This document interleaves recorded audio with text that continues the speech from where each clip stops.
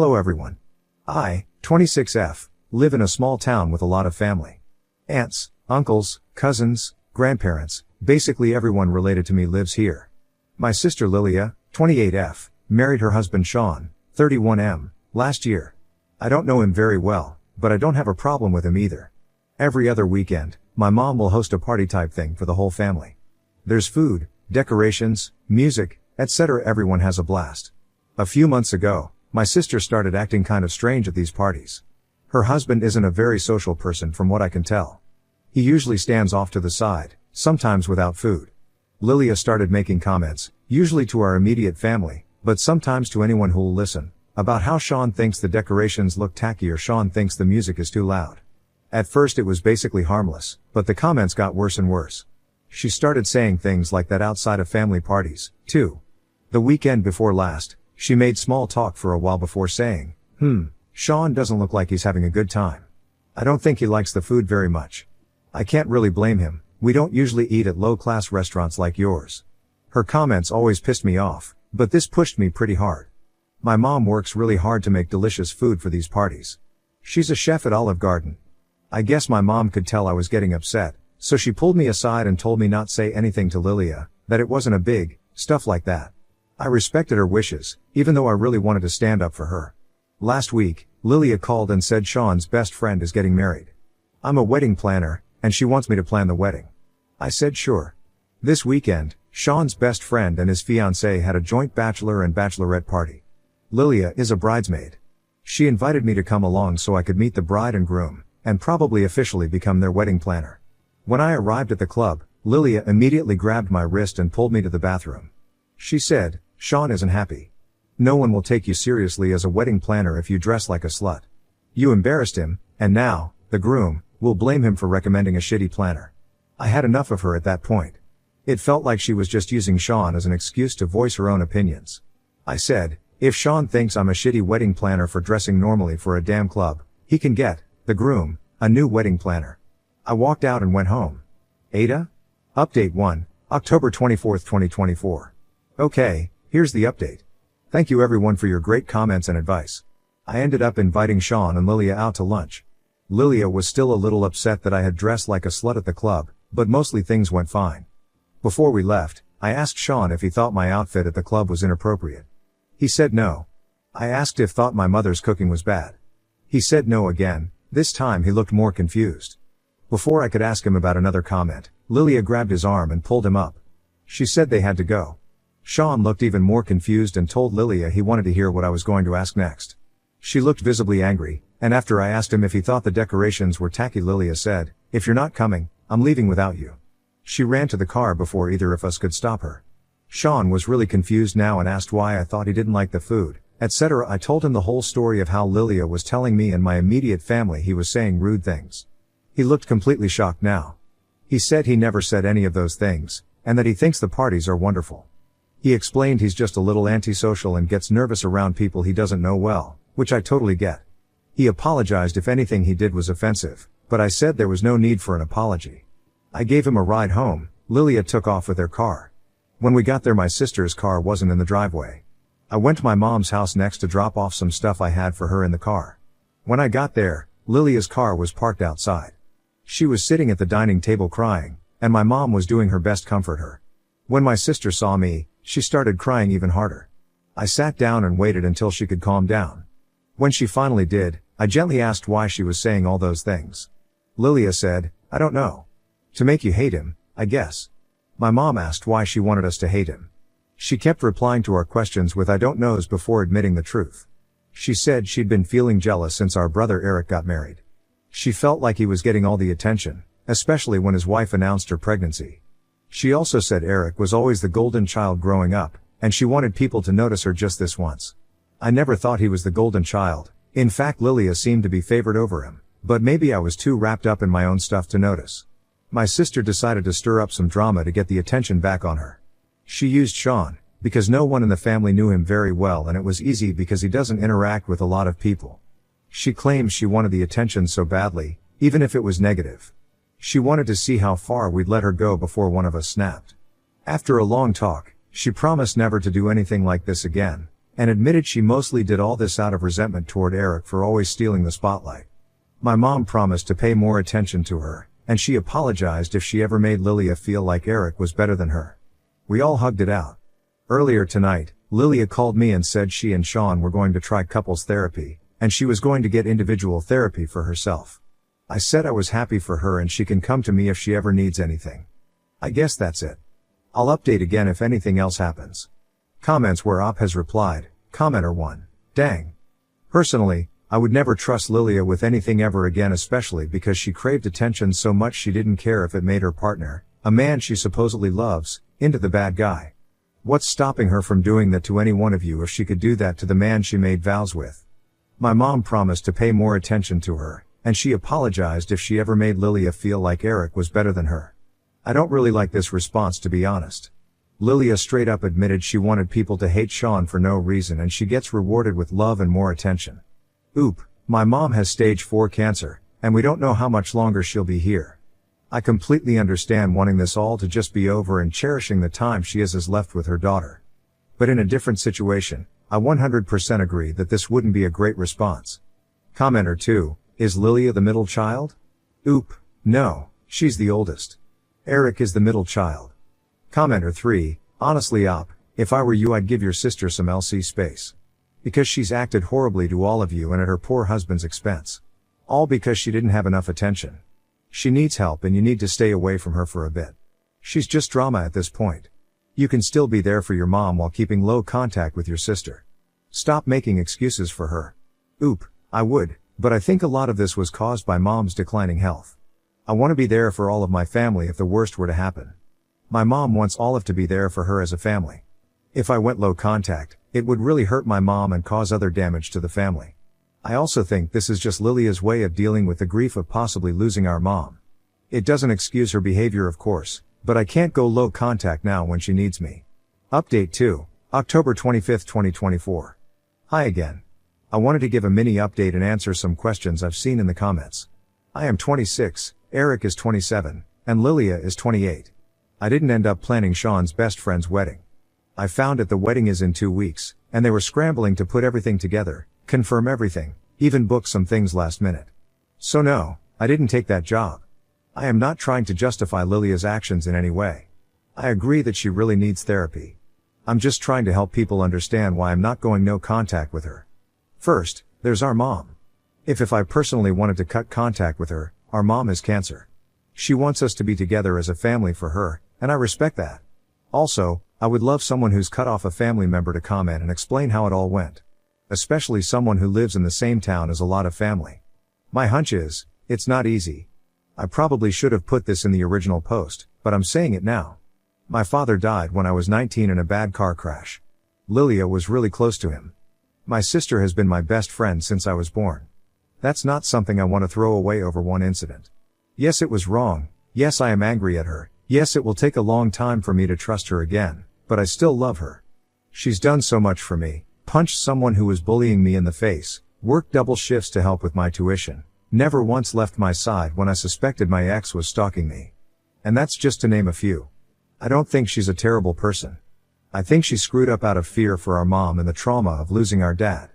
The jealousy part could also be true. She's always been a very jealous person. It will take time for me to forgive her, but I think we can work things out. Now on to the mini update. I spoke with mom today. She's also angry at Lilia, of course, but she wants to keep the peace at least until her time comes.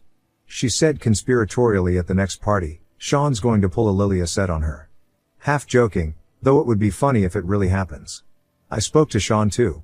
He's the angriest out of us, but he said he loves her and is going to try to work things out. They start couples therapy on Saturday, and Lilia starts individual therapy tomorrow. I wished him the best. Next story, family boycotted my wedding after my fiancé refused to ask my dad's permission to marry me. Now I'm pregnant with their first grandchild and they're making demands. Hi, guys. I've been with my boyfriend, M25, for 3 years. We both just finished school, and are finally ready for marriage. He proposed last week and I happily said yes. I could not be happier. I love him and he is going to be an awesome dad someday. But my BF is very new school and my dad is kind of old school. My dad was beyond mad that my boyfriend did not ask my dad for my hand before proposing. My dad said he was willing to hear my boyfriend's apology if my boyfriend formally asks for my hand at a dinner that my dad said he will pay for at the restaurant of my boyfriend's choosing. My dad feels like he is being very accommodating. He will bring my boyfriend's favorite wine to celebrate. I spoke to my boyfriend last night and he won't budge. He doesn't believe in that tradition. My boyfriend showed me an article online where a Pakistani woman was stoned to death outside a courthouse because she married a man against her family's wishes. This just happened.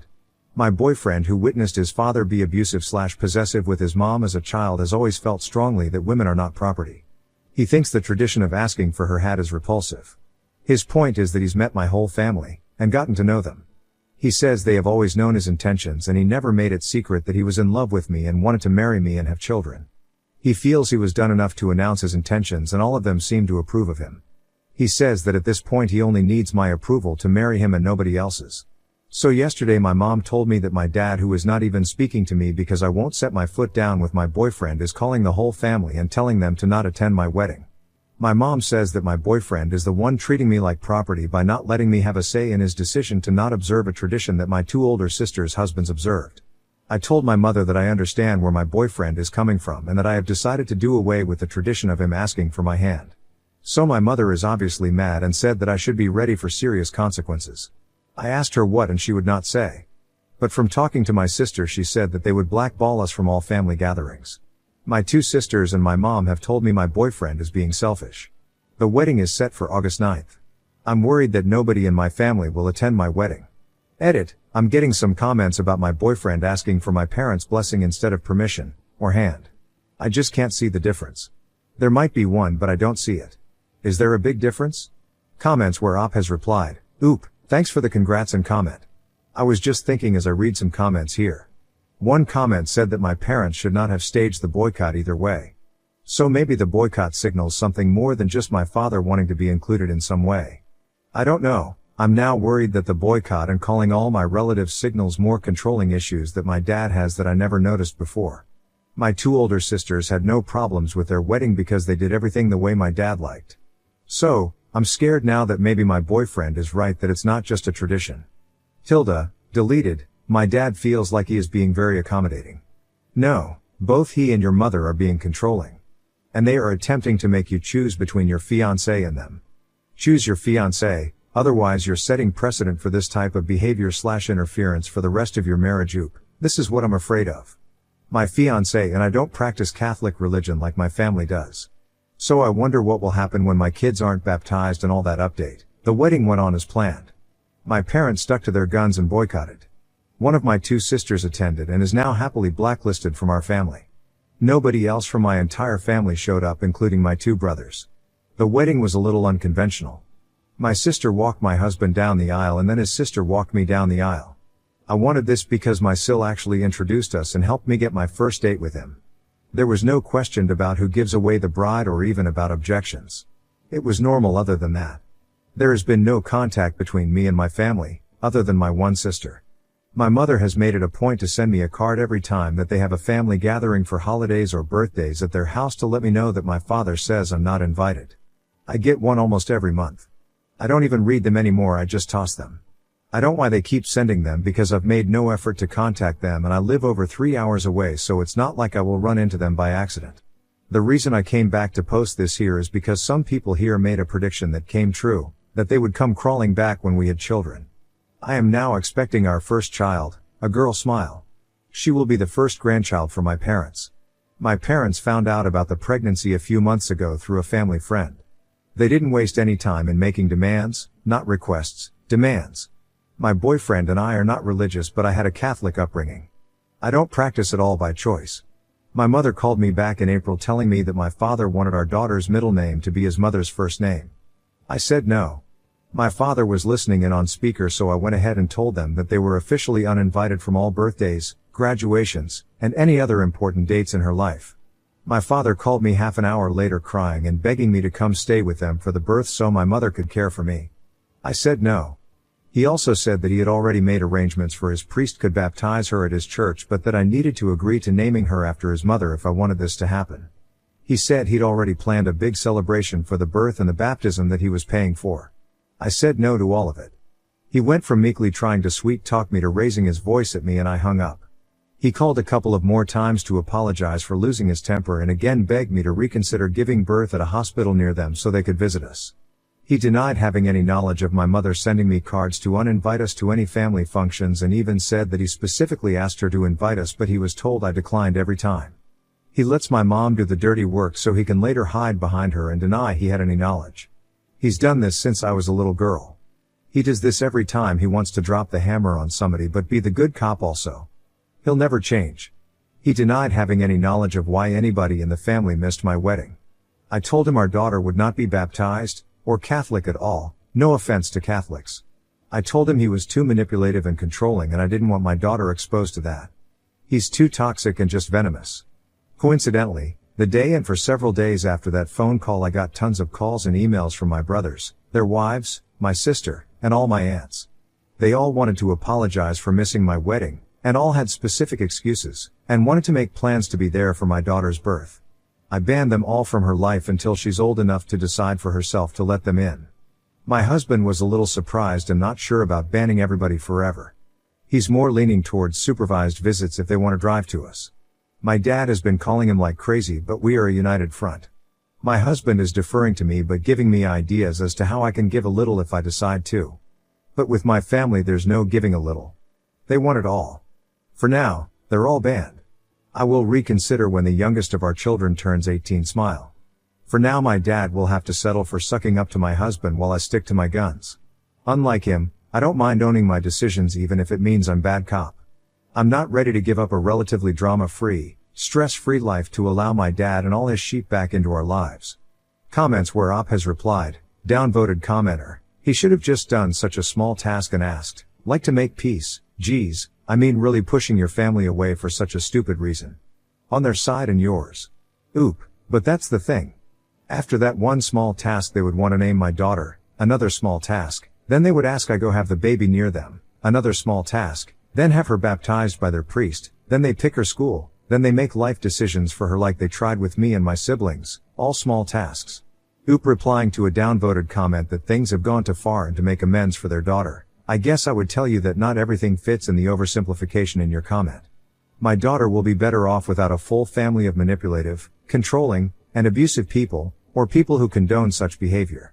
After years of abuse I was glad my husband decided my dad's demand that he ask permission to marry me was too antiquated. The original conflict that caused this rift was years of abuse and manipulation. I chose to burn bridges that needed to go. Otherwise I would never be free to make my own decisions about my own life without consulting with my dad at every turn.